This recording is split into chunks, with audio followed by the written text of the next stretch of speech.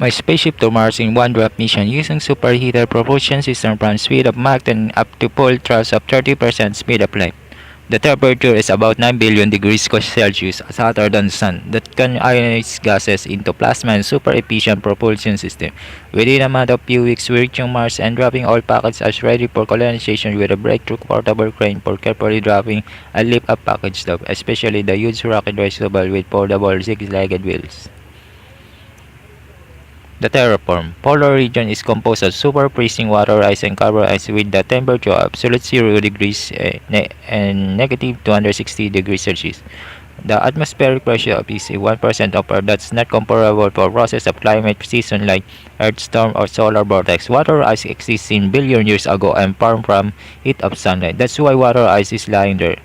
How a solution terraform the Mars? By detonating hydrogen bomb or thermonuclear bomb to the atmosphere of north and south pole of Mars with 4 consecutive thermonuclear bomb detonation in same time that produced super intense heat of 20,000 megatons blast of each. Hydrogen bomb with half-life of 12 years extending heat after explosion for years. The aftermath, the melting to evaporation of water ice and carbon ice, therefore converting it to gaseous state, noticed to have increasing clouds and thickening the atmosphere up to 100 times from the presence. Towing this to gaseous state merely increasing the atmospheric pressure as Earth of 101.325 kilopascal that covers whole planet by heating of sunlight.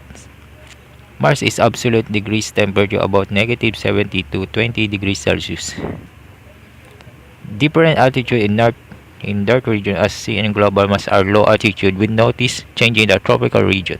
This can trigger to ice age. That's why my solution, because there is no magnetic field, thin atmosphere and 1% atmospheric pressure of Earth by towing amount of freeze ice at polar region is about enough to more thickened atmosphere. I call this the Terraform code White Christmas.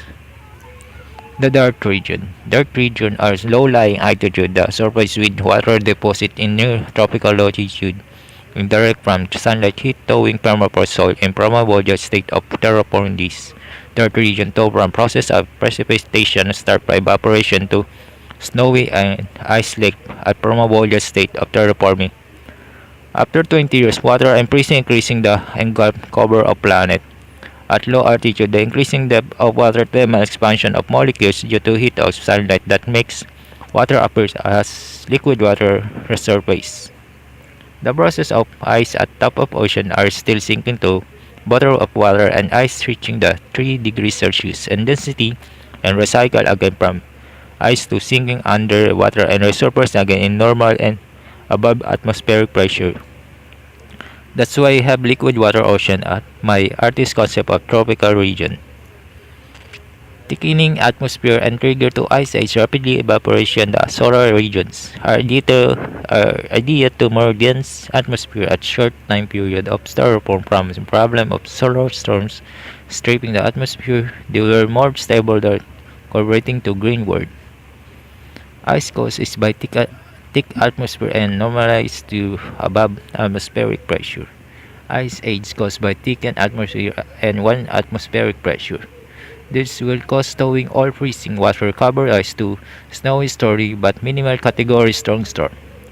Human settlement can mitigation the coldness of new genesis that long-term mass grid terraforming. We can plant bioengineering plants like bamboo, pine tree, and redwood.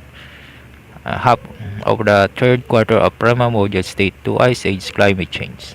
Using my habitat as control environment which can use planting more foods, grass, and livestock, cows and goats. The vast ocean of Mars, I can't sure living things can life exist in there because of the perchlorate presence from soils that Mars looks red. The good news, the water is still blue ocean and islands of ice. Water white Christmas Mars what Christmas are still not breathable. The oxygen increasing but water ice can be source of breathable. Why ice age is better than green world? Ice ages are better in Mars because lack of magnetic field prone to solar storm that is stripping its atmosphere, that also prone to asteroids that perfect for entry dropping to Mars white Christmas atmosphere. Radiation at Mars are cosmic and suns are lower and majestically deplorable for life. We could also easily build line of tunnels under snow for more protection from cosmic radiation as other entities of past meteorite in impact are minimal because the atmosphere and density are more layered due to Mars gravity. This is the only chances we can live more near habitable planet by Mars. White Christmas. Other than Terraformed to group planet that takes too long and more danger timeline happen and fail missions. As we experience at Earth, mostly at Siberian region, Russia, north of China, Alaska, the mode of living there I experience more high PSI or more dense, which life there is still normal, and the process of industrialized mining, farming, habitat are actually done and repeatedly tested. The revolution from medieval to industrial, which are learned from us, are more extensively documented in simulation of Mars mission like Mars 1 and Mars Society. The White Christmas, that's why I call this.